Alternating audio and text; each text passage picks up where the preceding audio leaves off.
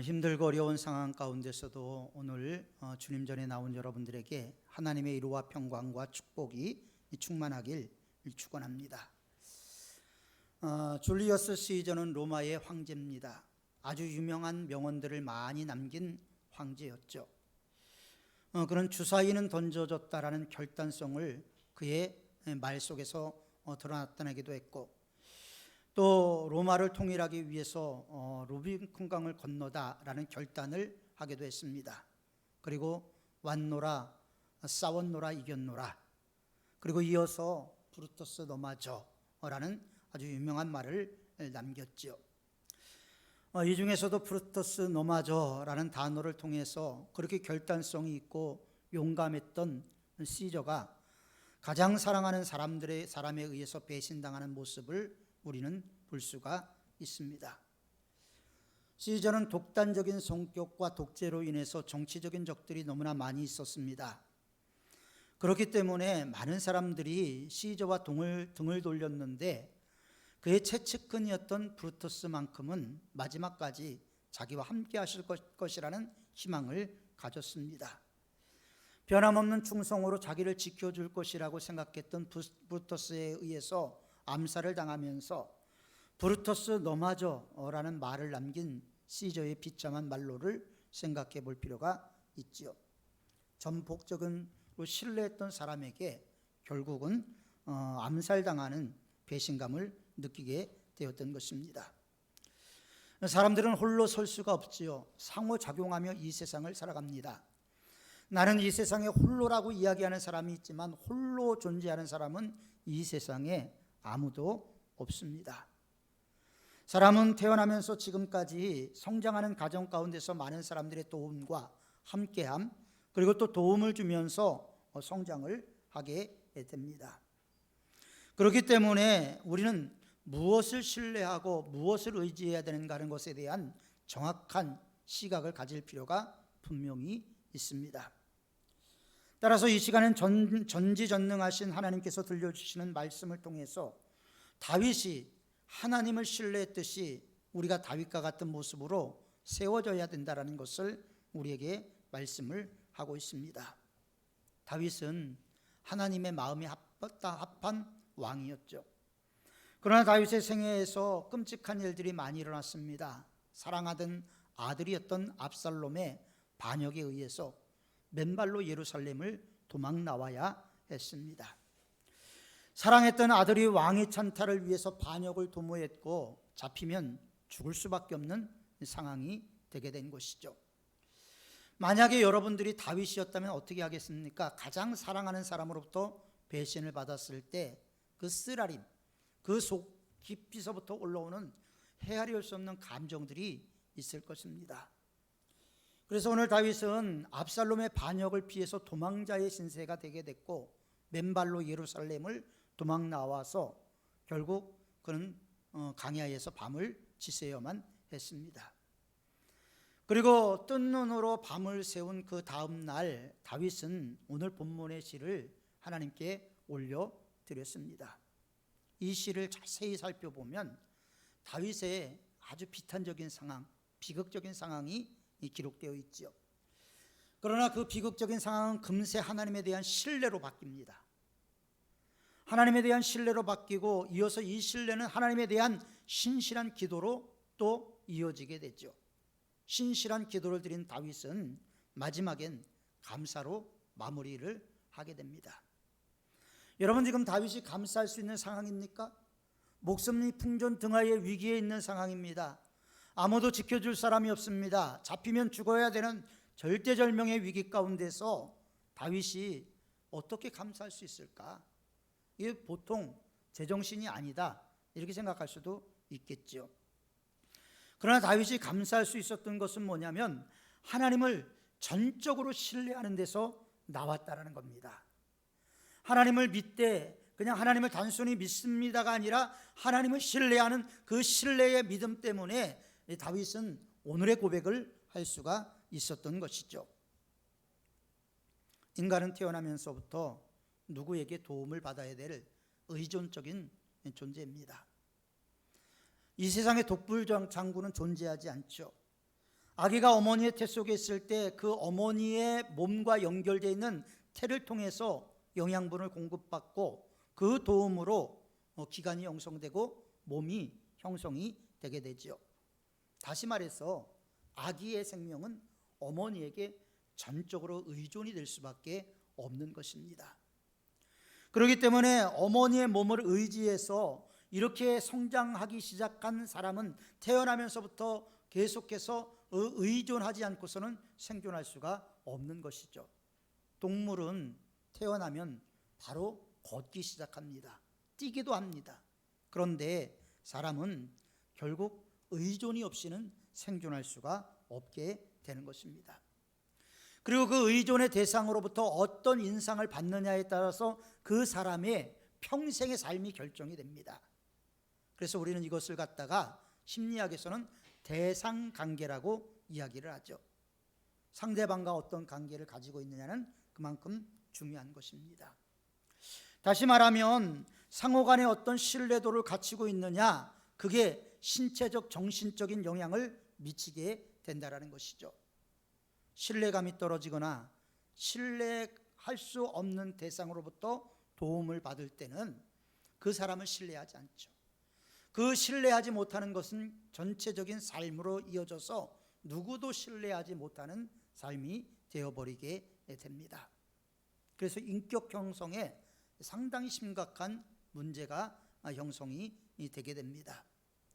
에릭 에릭슨이라는 유명한 심리학자가 있습니다. 이 사람은 고등학교밖에 나오지 못했던 사람이죠. 그럼에도 불구하고 그는 나중에 하버드 대학 교수를 할 정도로 심리학에 탁월한 인물이었습니다.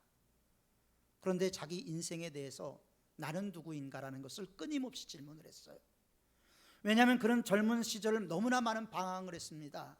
왜냐하면 어머니가 자기를 낳을 때 그 어머니가 한 남자와 잠을 잔 것이 아니라 여러 명과 잠을 잠으로 인해서 내가 도대체 누구의 자녀인가 정체성이 없었어요.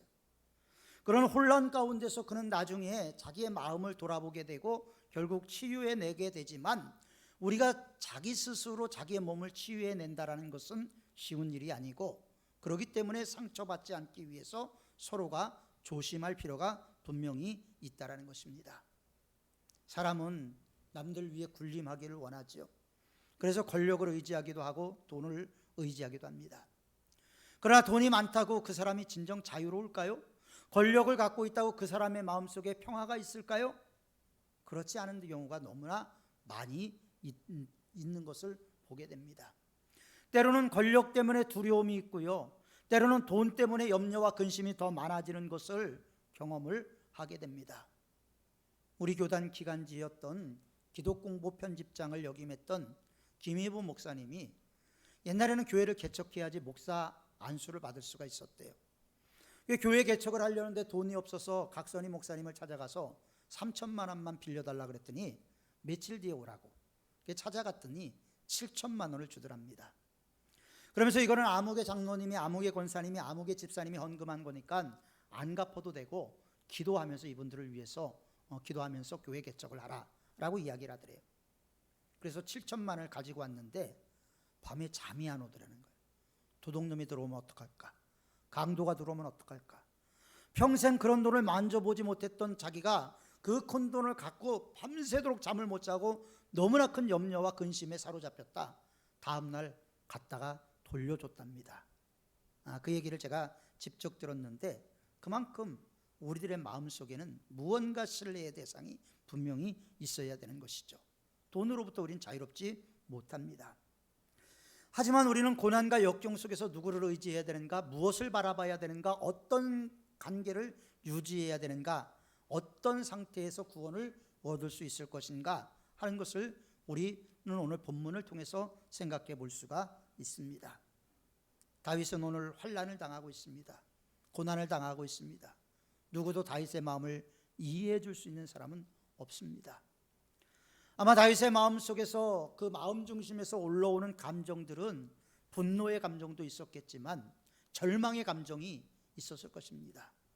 그래, 스스로 목숨을 끊어버려야 되겠다라는 생각도 있었을 것입니다.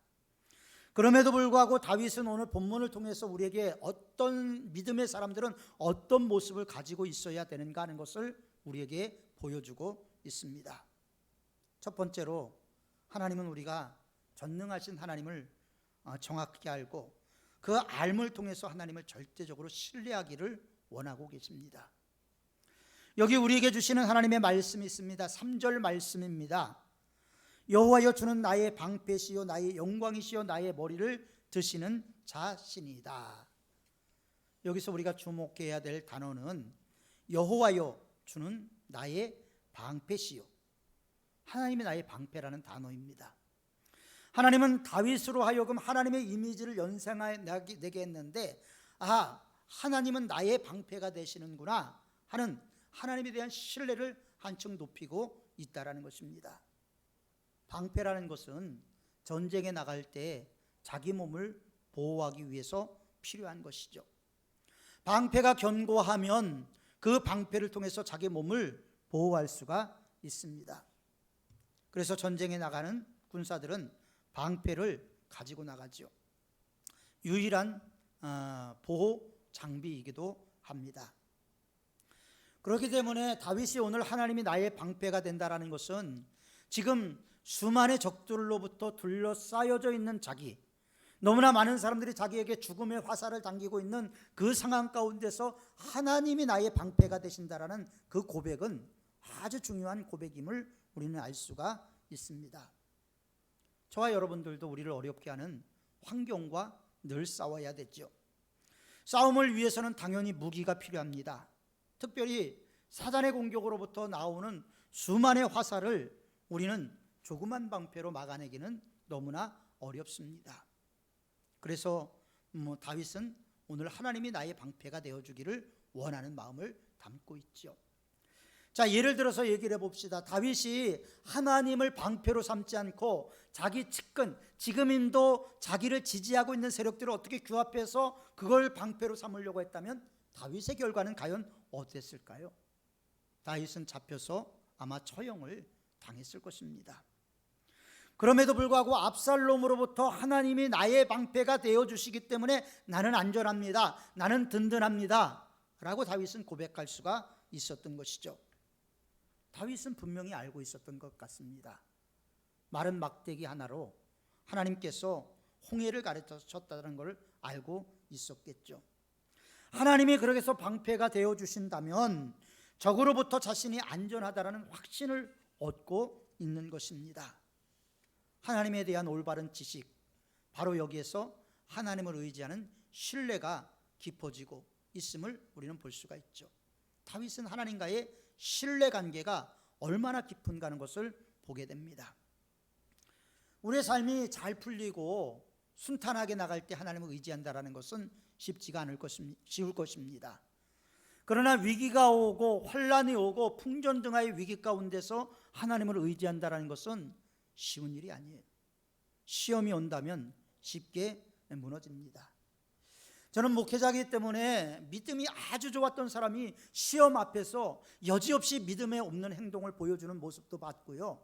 저 사람 믿음도 없네, 그렇게 생각했던 사람이 환난과 위기 가운데서 더욱더 하나님 붙잡고 의지해서 문제를 해결하는 모습도 본 적이 있습니다.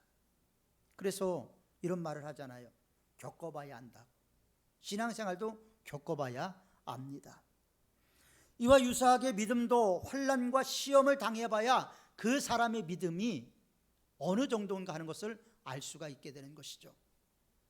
내가 믿음 있다가 아니라 시험과 환난이 왔을 때 믿음 있는 사람의 모습과 믿음 없는 사람의 모습은 분명히 두 갈래 길로 갈라지게 되어 있습니다. 공경으로부터 우리를 보호하시고 우리의 방패가 되어주신 하나님에 대한 올바른 시각이 우리는 가져야 되죠. 다윗처럼 하나님을 신뢰하고 하나님을 높이는, 그래서 하나님이 함께 하시는 삶을 살아가는 것이 저와 여러분들의 삶이 되어야 할 줄 믿습니다. 두 번째로 하나님은 하나님에 대한 우리의 신뢰가 기도 응답으로 이어져서 마지막에 우리가 감사 찬양을 드릴 수 있기를 원하고 계십니다. 여기 우리에게 주시는 하나님의 말씀이 있습니다. 5절입니다. 내가 누워 자고 깨었으니 여호와께서 나를 붙드심이로다. 4절에 다윗이 지금 어떤 상황입니까? 다윗은 지금 도망자의 신세입니다. 목숨이 위태로운 상황입니다. 죽을 수 있는 상황이에요. 그러면 더 멀리 도망가야 돼요. 지금 기도할 때가 아니고 감사할 때가 아니고 더 멀리 도망가고 더 안전한 피난처를 찾아야 될 다윗입니다. 그런데 다윗이 어떻게 했습니까? 누워서 자고 깨었다라는 거예요. 지금 잠잘 때입니까? 아마 다윗은 누워 잤다라고 이야기를 하지만 뜬 눈으로 밤을 새웠을 수도 있지요. 하지만 재빨리 그는 뭐라고 얘기를 합니까? 하나님께 자기의 모든 것을 내어놓고 하나님 앞에 기도하고 찬양을 드리고 있는 모습을 보게 됩니다. 간절한 기도와 찬양이 함께 등장을 하지요. 상식적으로 여러분 생각을 해보십시오. 여러분들이 지금 다윗이라고 생각을 하고 그 자리에 있다라고 생각을 해보십시오. 지금 찬양이 나옵니까? 기도가 나오겠습니까? 그리고 찬양이라는 것은 하나님이 모든 것을 다 평정해 갖고 다윗이 다시 머리를 들고 왕궁에 들어가서 왕으로서의 역할을 감당할 때 찬양이 나와야 되는 거고 감사가 나와야 되는 게 마땅하지 않겠습니까? 지금 문제 상황이 해결된 게 없어요. 지금 현재 여전히 위험합니다. 여전히 힘듭니다. 그럼에도 불구하고 항공하기 이전에 고난 가운데서 다윗은 하나님이 나와 함께 하신다라는 고백을 하고 있다라는 거예요. 하나님이 지켜주신다라는 고백을 하고 있다라는 겁니다. 다윗은 왕궁까지 가서 모든 것이 회복될 때 감사하지 않고 지금 역경과 환난 가운데 하나님을 신뢰하는 감사를 드리고 있는 것이죠. 제가 아는 장로님 한 분이 매주 감사 헌금을 드립니다. 그래서 제가 물어봤어요. 장로님 그렇게 무엇이 감사할 것이 많습니까? 늘 매주 한 주도 거르지 않고 감사 예물을 드리는데 뭐 좋은 감사 제목이 있으면 좀 함께 나눴으면 좋겠습니다. 그랬더니 이 장로님이 아이고 뭐 세상 살아가면서 감사할 게 어디 있겠습니까마는 하나님이 주신 은혜를 생각하면 감사한 것이고 또 미리 나는 감사를 드립니다. 미리 감사 예물을 드리면 감사할 일이 생겨나서 자기는 감사 예물을 미리 감사한다라는 이야기를 했던 적도 있습니다. 다윗이 그런 모습인 거죠. 환란의 전 중앙에서 다윗은 기도했고 자신의 온전한 구원을 기대하며 하나님을 찬양했습니다. 간밤에 무사히 지낼 수 있도록 지켜주신 하나님, 언제 위기의 상황이 닥칠지 모르고 언제 군사들이 들이닥쳐서 창끝으로 자기의 목을 겨눌지 모르는 그런 상황 가운데서도 지금 다윗이 잠을 잤다라는 거예요. 이런 잠을 자게 하신 하나님께 감사하다라는 거예요. 잠을 잘 수 있는 상황이 아님에도 불구하고 잠자게 하신 하나님께 감사한다. 이게 얼마나 큰 신뢰인가 하는 것을 볼 수가 있게 되죠. 그 고백 속에서 우리는 마지막에 하나님께서 다윗의 모든 것을 회복시켜 줄 것이다라는 것을 예견해 볼 수가 있습니다.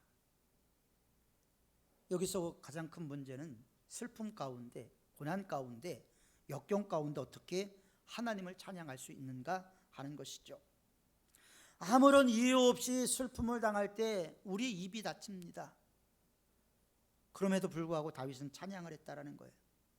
우리에게 어떤 문제가 발생할 때 그 문제의 이유를 찾지 못할 때 우리는 고민을 하고 괴로워합니다.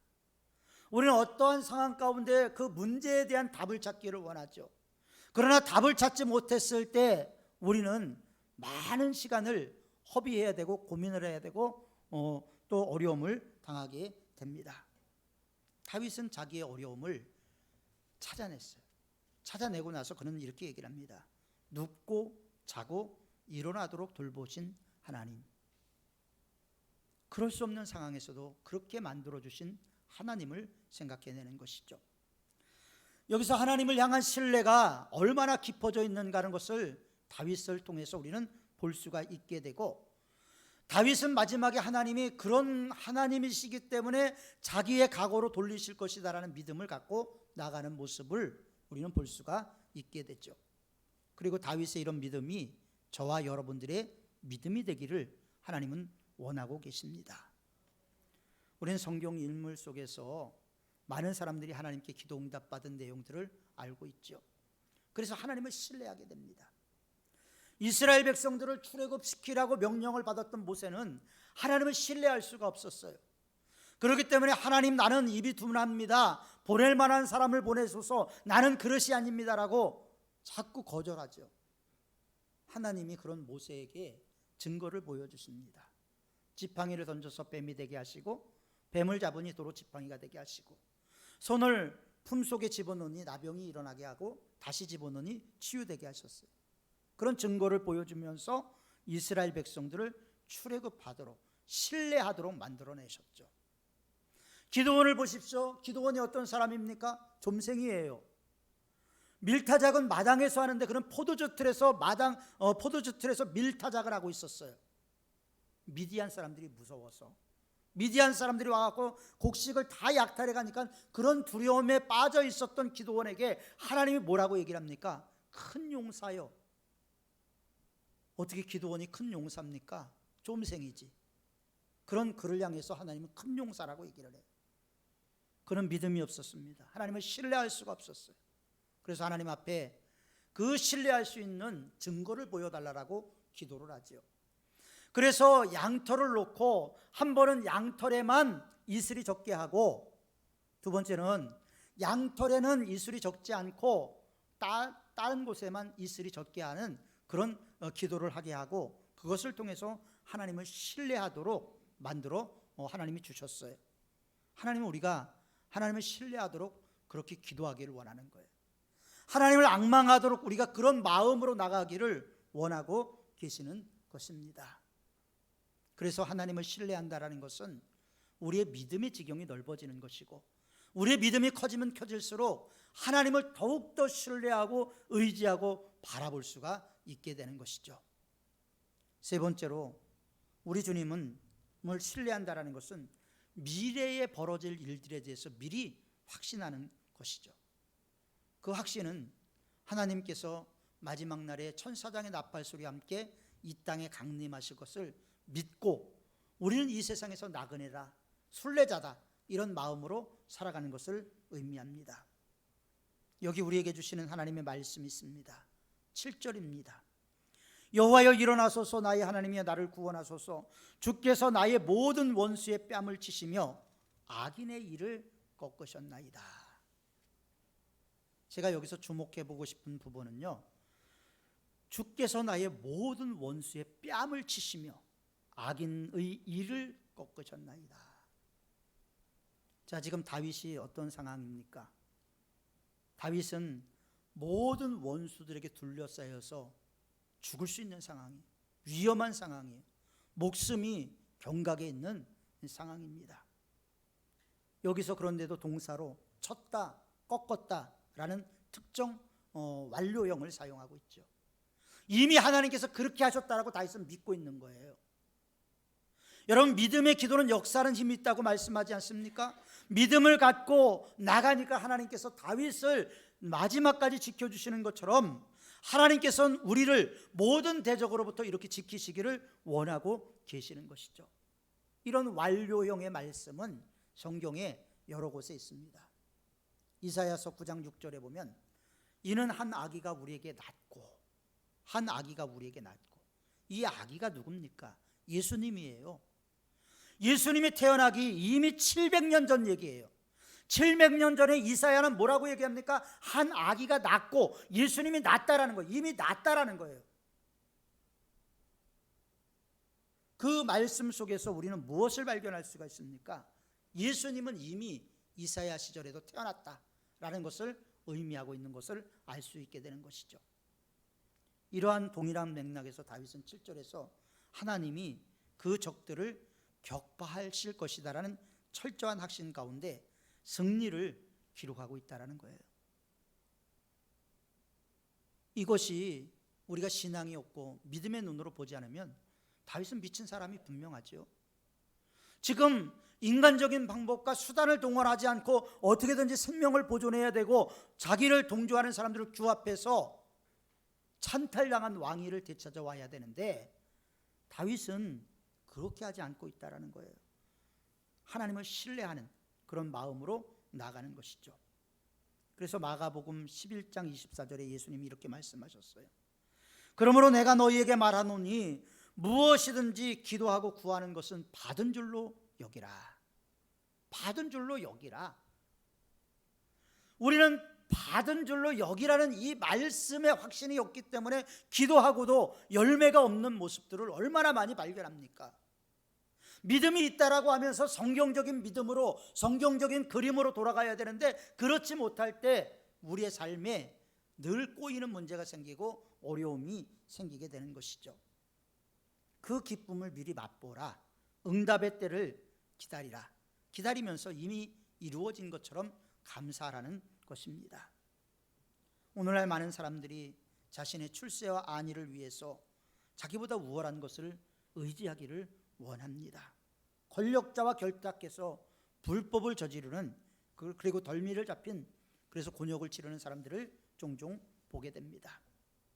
이들은 사람과 권력을 신뢰했던 거죠.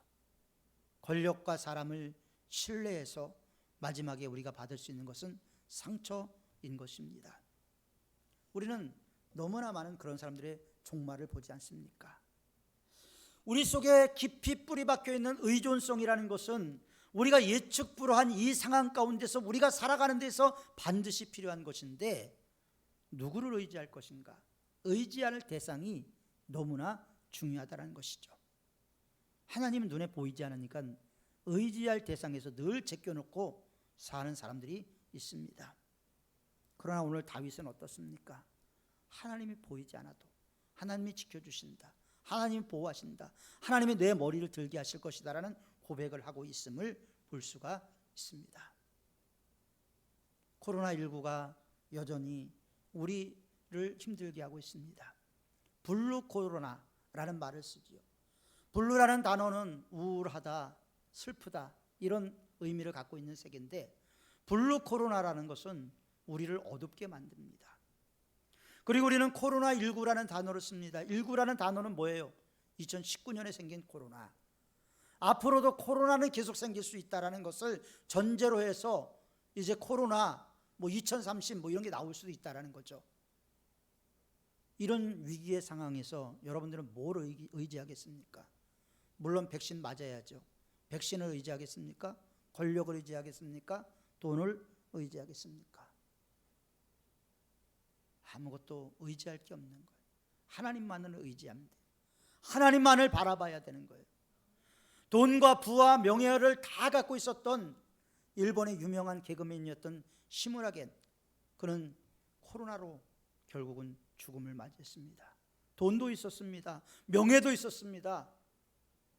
오랜 시간 코미디계의 대부로 군림해 왔죠. 그러나 그는 코로나19를 이기지 못하고 죽었습니다. 돈이 있으면, 권력이 있으면 코로나19도 비껴가던가요? 아니에요. 우리는 어렵고 힘들수록 하나님 바라봐야 됩니다. 하나님을 의지해야 됩니다. 하나님을 앙망해야 됩니다. 하나님을 신뢰해야 됩니다. 우리 눈에 보이지 않는 하나님이지만 하나님을 신뢰할 때 하나님이 저와 여러분을 함께 하시는 은혜를 베풀어 주시는 거예요. 사랑하는 성도 여러분, 하나님을 신뢰하시기 바랍니다. 고난과 역경 가운데 있을지라도 하나님을 신뢰하시길 바랍니다.